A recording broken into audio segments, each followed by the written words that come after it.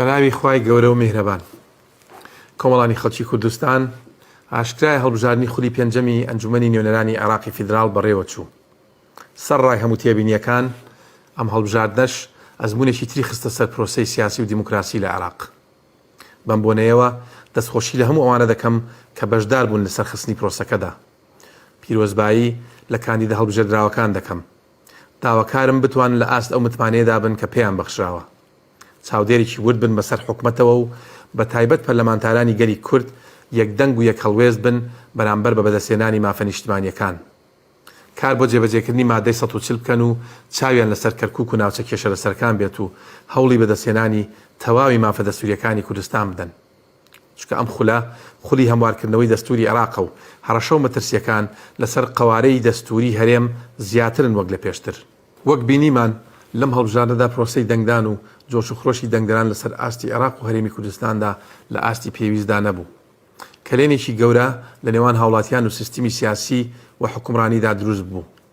لەگەڵەوەشدا بەردەوامی دیاردەی گەندەڵی و نەبوونی ئیرادەیەکی ڕاستەقینە بۆ چاکسازی و زیادبوونی ڕێژەی بێکاری لە نێو گەنجان و پاشەکشەی سەرجەم کردەکان بە تایبەتی تەندروستی و پەروەردە، نەعەدالەتی لە دابەشکردی داهات و دەستوەردانی مەترسیدا لە دەسەڵاتی دادوەری، جێبەجێ نەکردنی بەڵێنەکان و پێشێرکردنی مافەکانی مرۆڤ و سەرکوتکردنی ئازادی ڕادەربڕین و ڕاگەیاندن و گرتن و زیندانیکردنی بە ناحەقی چالاکوانان و ڕۆژنامەنووسان و چەندین نادادی تر بەشێکن لەو هۆکارانەی کە وای کرد هاوڵاتیان ناڕازی بن و متمانەیان بەم دەسەڵاتە و سیستمە سیاسیە نەمێنێت بە سەرجەم پێکاتەوە ڕەگەزەکانیەوە.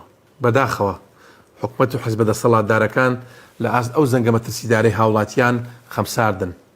ئەوە تا لە دوای هەڵبژاردن بەرزبوونەوەی نرخی سوتەمەنی و گرانبوونی خۆراک و پێداویستەکانی تری ڕۆژانە گوزەرانی هاوڵاتیانی قورستر کردووە. ئەمە سەرڕای دواکەوتنی موچە و نەدانی شایستە دارایەکانی موچەخۆران و بێئومێدبوون لە چاکسازی و چاکبوون و سەرهەڵدانی کۆچی بە لێشاوی گەنجان. هەواڵانی دڵسۆزی یەکێتیەکەمان لەم هەڵبژاردنەدا پاشەکشەی کرد و دەنگەکانی بە ڕێژەیەکی زۆر کەمی کرد. بەداخەوە بەدەستیان قەزدوایان لە حەزبی شەیدان کرد. دەمەوێت بزانن کە پێشتر بڕیارمدا بوو کێشەکان بەلاوە بنێم و بەشداری بانگەشەی هەڵبژاردن بکەم. بەڵام بەداخەوە کەسانێک کە داواکاری و هەڵوێستی دەیان هەزار ئەندام و کادری حیزبەکەشیان بۆ چارەسەرکردنی کێشەکان لە بەرچاو نەگرت بربەستیان دروست کرد. ئێمە و کاتەی هاوپەیمانی کوردستانمان پێکەنا لەگەڵ بستنەوەی گۆڕان و لە یەکتێگەیشتنمان کرد لەگەڵ لایەنەکانی تر بۆ ئەوەی دەنگێکی بەهێز و یەکگرتوو بین لە بەغدا. بە پشتبەستن بە جەماوەرەکەمان پێشبینیەوەمان دەکرد کە زۆرترین دەنگ و کورسی پەرلەمان بەدەست بێنین و نوێنەرایەتی ڕاستەقینەی گەلی کوردستان بکەین. بەڵام نایارانی کوردستان و یەکێتی بەمە نیگەران بوون. هەر بۆیە دەستیان کرد بە پیلانگیێڕی و هەموو هەوڵێکیاندا بۆ تێکشکاندنی ئەو هاوپەیمانێتیە و درزیان خستە ناو ڕیزەکانمان بە مەبەستی لێدان لەو هێڵە نیشتیمانیە کە لە ناو خۆی یەکێتیدا ئەمەی لە ئەستۆگرت بوو. ئەگەر ئەو پیلانگیێڕیانەش بەردەوام بن و ئینادی سیاسی درێژەی پێ بدرێت دڵنیا بن ڕێبەرایەتی بۆ حکومداریەکی تەندروست و عەدالەتی کۆمەڵایەتی لە هەڵبژاردننی داهاتووی پەرلەمانی کوردستان دەبێتە خەونێکی شاعیرانە.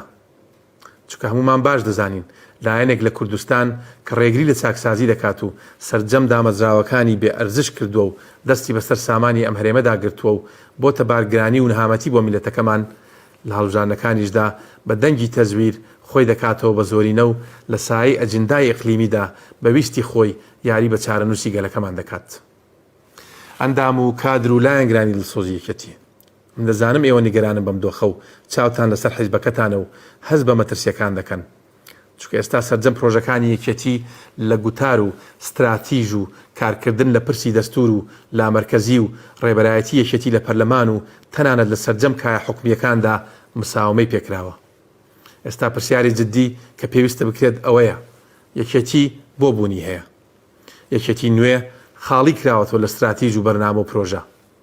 ئێستا یەکێتی خاوەنی هیچ پرس و استراتیژ و گوتار و پرۆژەیەک نییە. دڵنیام کە ئێوەش دەکتان پێکردووە و ڕۆژانە لە مەکتەب و مەڵبەند و کۆمیتەکان قسەی لەسەر دەکەن. بەڵام نابێت بێئومێد بن چونکە ئەم قۆناغەش بە هیمەتی دڵسۆزان تێدەپەڕێت و ئێستاش دەرفەتما و درەنگ نییە بۆ ئەوەی بە حەکیمانە کێشەکان چارەسەر بکەین. هەر بۆیە داواکارە ئەنجومەنی سەرکردایەتی یەکێتی نیشتیمانی کوردستان وەک باڵاترین ئۆرگانی نێوان دوو کۆنگرە بە ئەرکی پەیڕەوی خۆی هەستێت و بە زووترین کات کۆب بێتەوە. بە مەبەستی دۆزینەوەی ڕێگە چارەیەک بۆ دەربازبوون لەم دۆخە و چارەسەرکردنی تەواوی کێشەکان و هێنانەوەی یەکێتی بۆ سەر ڕاستە ڕێگای سیاسەتکردن و بەدیهێنانی ئامانجەکان تا لەوە زیاتر ئەندام و کادر و لایەنگرەکانمان ئازار نەدرێن و سەرکوت نەکرێن و چارەنووسی حیزبەکەشمان کە چارەنووسی میلەتێکە ڕوبەڕووی مەترسی نەکرێتەوە. هەواڵان ئەگەر ئەم دۆخەی ناو یەکێتی بەم جۆرە بمێنێتەوە دڵنیاتان دەکەم نەک تەنها یەکێتی و یەکێتیەکان بەڵکو گوزەران و قوتی خەڵک و ئاسایشی نیشتیبانی ناوچەکە دەکەوێتە مەترسیەوە. پارچەکانی تری کوردستان پڕشی ئاگرەکەیان بەردەکەوێت. بۆیە پێویستە لەسەر هەمووان کە درک بە مەترسیەکانی قۆناغەکە بکەن و بە ئەرکی یەکێتیانەی خۆیان هەستن و چیتر ئەم دۆخە چەق بەستووە قبول نەکەن و دوورکەونەوە لە تۆمەت و تۆمەت بەخشینەوە بۆ یەکتری. خۆگە کێشەیەکی حزبی هەیە دەبێت لە ڕێگەی ئۆرگانە ڕسمیەکانی حزبەوە چارەسەر بکرێت. ئەگەر کێشەکانی یاسایین پێشەوەی هیچ کەس و لایەنێک تۆمەتبار بکرێت و مانشێتی ڕۆژنامەی نارەکانمانی پێ بڕازێنینەوە دەبێت لە ڕێگەی دادگاوە یەکلایی بکرێنەوە. ئامۆژگاری هەواڵانم دەکەم لە پێناو خوێنی شەهیدان بەزەییان بە یەکێتیدا بێتەوە و چیتر لە پێناو بەرژەوەندی تایبەتی ناو ناوبانگ و مێژووی سیاسی و پڕسەروەری یەکێتی لەکەدار نەکەن.